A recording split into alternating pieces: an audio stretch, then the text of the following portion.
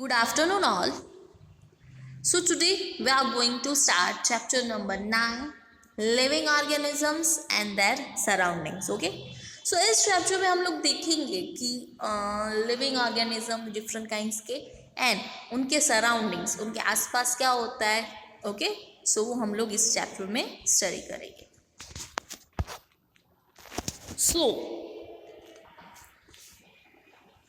the earth is home to thousands of plants and animals. Okay, as you all know that ये जो earth है, planet हमारा, वो thousands of plants and animals का घर है. ठीक है, बहुत ही, thousands तो बहुत कम फिगर है, thousands से ज़्यादा, बहुत ज़्यादा plants and animals का घर क्या है हमारा earth.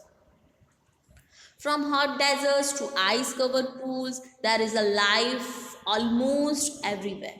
Okay, हमारे पूरे अर्थ में अगर आप हॉट डेजर्ट ले लो, ठीक है, हॉट प्लेसेस ले लो या कोल्ड प्लेसेस ले लो, सभी जगह पे कोई ना कोई लाइफ पॉसिबल है ही. Okay, everywhere. अगर आप गरम क्लाइमेट ले लो तो उसमें उस टाइप के एनिमल्स होंगे, कोल्ड क्लाइमेट में उस टाइप के एनिमल्स होंगे. सो हमारे पूरे अर्थ का कोना कोना, एवरीवेयर लाइफ पॉसिबल है एंड ऑलमोस्ट एवरीवेयर एनिमल्स और प्लांट्स रहते ही हैं, वो सर्वाइव करते ही हैं. Okay, so however the types of animals and plants found in different regions vary. Okay, हर जगह पे डिफरेंट प्लेसेस पे डिफरेंट काइंड्स के एनिमल्स एंड प्लांट्स होते हैं. A lion, for instance, is not found in Himalayas, just as a rose plant does not grow in a lake. Okay, जैसे कि lion है वो हिमालयाज में नहीं पाए जाते एंड रोज प्लांट है वो लेक में नहीं उग सकते. तो सबका अपना अपना होता है. What makes certain animals and plants thrive in certain surroundings? All living things, both plants and animals, use air, food and water from their surroundings to survive. Okay, जितने भी लिविंग बींग्स हैं, प्लांट्स हैं, animals हैं, उनको ये तीन चीज़ें तो चाहिए ही, एयर, फूड एंड वाटर. उनके जो सराउंडिंग्स हैं, उनके जो आसपास हैं, उसमें उनको ये तीन चीज़ें तो बहुत ही ज़रूरी हैं सर्वाइव करने के लिए, लाइफ जीने के लिए उनको ये तीन चीज़ें तो चाहिए ही.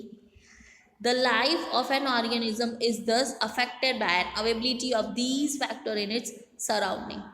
अगर ये अवेबिलिटी, ये फैक्टर्स उनके पास नहीं होंगे तो उनकी लाइफ अफेक्ट होगी ही. Okay, all such living and non living things that surrounds and affect the life of an organism is known as its environment. Okay, यहाँ पे आपको एनवायरनमेंट की डेफिनेशन दी गई है. एनवायरनमेंट मतलब क्या होता है कि जो लिविंग और नॉन लिविंग के आसपास, उसके सराउंड में जो उसको अफेक्ट करता है, ठीक है, वो नॉन लिविंग और लिविंग को अफेक्ट करता है, उसकी लाइफ को, ऑर्गेनिज्म की लाइफ को अफेक्ट करता है, उसको बोलते हैं environment. In this chapter we shall learn about different types of natural environments and how living beings have adjusted to their environment.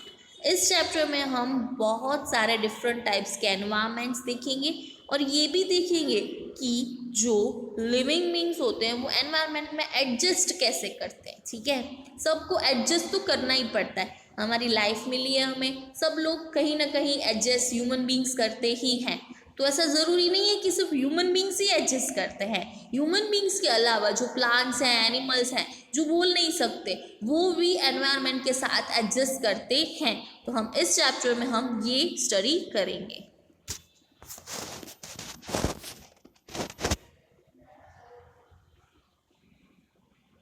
So, first topic is biotic and abiotic components.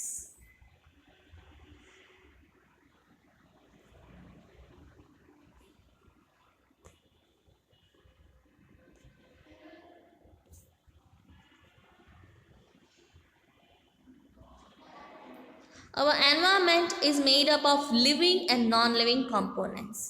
हमारा जो पूरा environment है उसमें living चीज़ें भी हैं, non living भी components present हैं.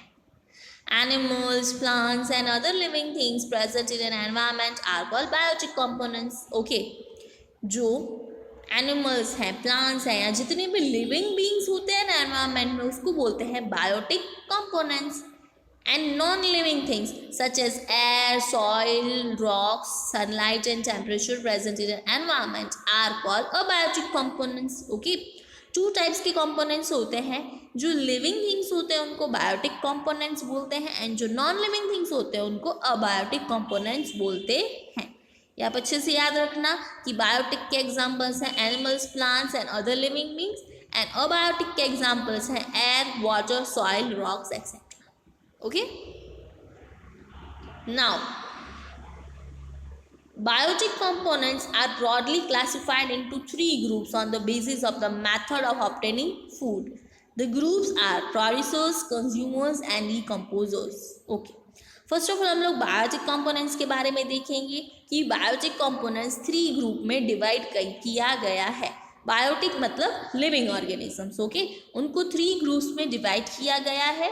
First is producers, second is consumers and third is decomposers. Okay, so let's see first producers. Plants are called producers since they are capable of producing their own food with the help of the carbon dioxide and water in presence of sunlight and chlorophyll during a process called photosynthesis. Okay, producers मतलब होता क्या है? सबसे पहले plants को producers कहा गया है. जितने भी सारे प्लांट्स हैं उनको प्रोड्यूसर्स बोलते हैं. क्यों? क्योंकि वो अपना फूड खुद बनाते हैं. सनलाइट की हेल्प से, फोटोसिंथेसिस की प्रोसेस से खुद अपना फूड बनाते हैं with the help of the carbon dioxide, water and sunlight and chlorophyll. इन चारों की मदद से प्लांट्स अपना फूड खुद ही बनाते हैं. इसीलिए प्लांट्स को क्या बोला जाता है? Producers. Now second one is consumers. All animals are called consumers since they cannot prepare their own food. They depend directly or indirectly upon plants for their food. Animals such as cow, goat, deer and horse that eat plants are called herbivores or primary consumers. Okay. अभी consumers का मतलब क्या होता है कि all animals, सारे animals को consumer कहा गया है. क्यों? कंज्यूमर्स मतलब ऐसे एनिमल्स जो अपना फूड प्रिपेयर नहीं कर पाते खुद, वो दूसरों पे डिपेंड रहते हैं फूड के लिए. जैसे कि प्लांट्स हैं, एनिमल्स हैं, ठीक है, उनको और कुछ चाहिए होता है, वो खुद अपना फूड नहीं बना सकते. ऐसे एनिमल्स को बोलते हैं कंज्यूमर्स. ऐसे एनिमल्स कौन कौन से हैं? काव है, गोट है, डियर है. ओके, आप पिक्चर में देख सकते हो काउस को. ये सारे हर्बीवोरस बोल सकते हो आप इसको, और प्राइमरी कंज्यूमर्स बोल सकते हो. कंज्यूमर्स में 2 टाइप होते हैं, primary consumer and secondary consumers. Okay, now animals such as tiger, lion, wolf and hyena that eat flesh of other animals are called carnivores or secondary consumers. Okay, ऐसे animals जो दूसरों का flash खाते हो, दूसरों के फ्लैश के ऊपर डिपेंडेंट हो, ऐसे एनिमल्स को बोलते हैं सेकेंडरी कंज्यूमर्स और कार्निवोर्स. ओके, हमने देखा कि बायोटिक कंपोनेंट्स में मेनली 3 टाइप्स के होते हैं. ग्रुप्स क्लासिफाई किए गए हैं, प्रोड्यूसर्स, कंज्यूमर्स एंड डीकम्पोजर्स. तो प्रोड्यूसर्स हमने देख लिया, कंज्यूमर्स की भी 2 टाइप्स देख ली. नाउ अब आते हैं हम लोग डीकम्पोजर्स पे. Animals such as peacock, sparrow, bear and human beings that eat both plants and animals products are called omnivorous. अभी 3 हमने देखे, herbivores, carnivorous and omnivorous. omnivorous मतलब जो दोनों खाते हो, प्लांट्स भी खाते हो और एनिमल प्रोडक्ट्स भी खाते हो, उसको बोलते हैं omnivorous. नाउ हमारा प्रोड्यूसर्स हो गया, कंज्यूमर्स हो गया. Now decomposers. Organisms such as bacteria and fungi act on dead remains of plants and animals. They break down or decompose the dead material and release the nutrients present in it. These nutrients return to the soil. Thus, bacteria and fungi play a very important role of maintaining the balance of nutrients in the soil. These organisms are called decomposers. Okay. Now, decomposers मतलब क्या होता है कि organisms हैं जैसे कि fungi है, bacteria है, वो क्या करते हैं, जो डेड मटेरियल होता है प्लांट्स एंड एनिमल्स का, उनको ब्रेक डाउन करते हैं, उनको तोड़ते हैं, डिकम्पोज करते हैं, और ये करने से न्यूट्रिएंट्स जो प्रेजेंट होते हैं उसमें वो रिलीज होते हैं, और ये न्यूट्रिएंट्स वापस सॉइल में चले जाते हैं, और सॉइल को प्लांट ग्रो करने में हेल्पफुल होते हैं सारे न्यूट्रिएंट्स। ओके, तो इनको बोलते हैं डीकम्पोजर्स। डीकम्पोजर्स मतलब ऐसे ऑर्गेनिजम्स जो डेड प्लांट्स एंड एनिमल्स को डीकम्पोज और ब्रेक डाउन करें। Okay,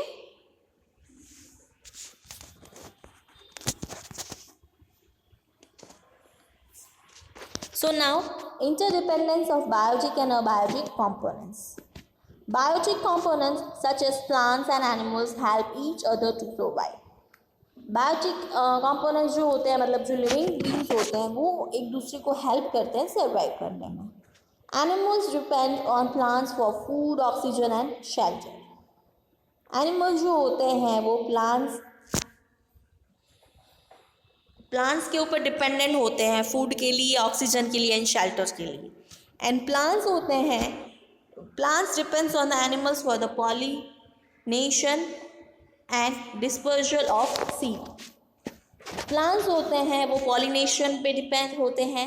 these help plants in reproduction. The excreta of animals and their body remains add nutrients to the soil, thus providing nourishment to plants for their growth.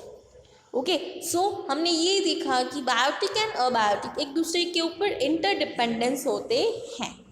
The abiotic factors also affect the biotic factors in a particular place.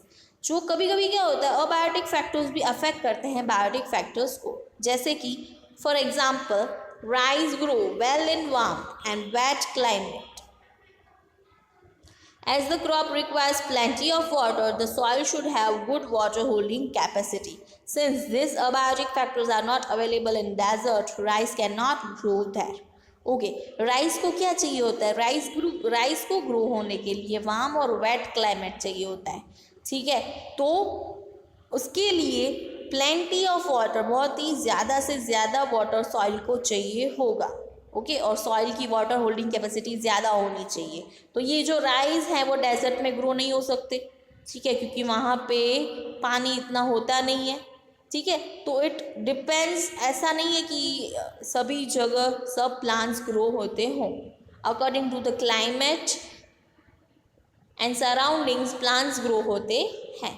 Okay, so आज के लिए इतना ही। In next lecture we will proceed further. So thank you all.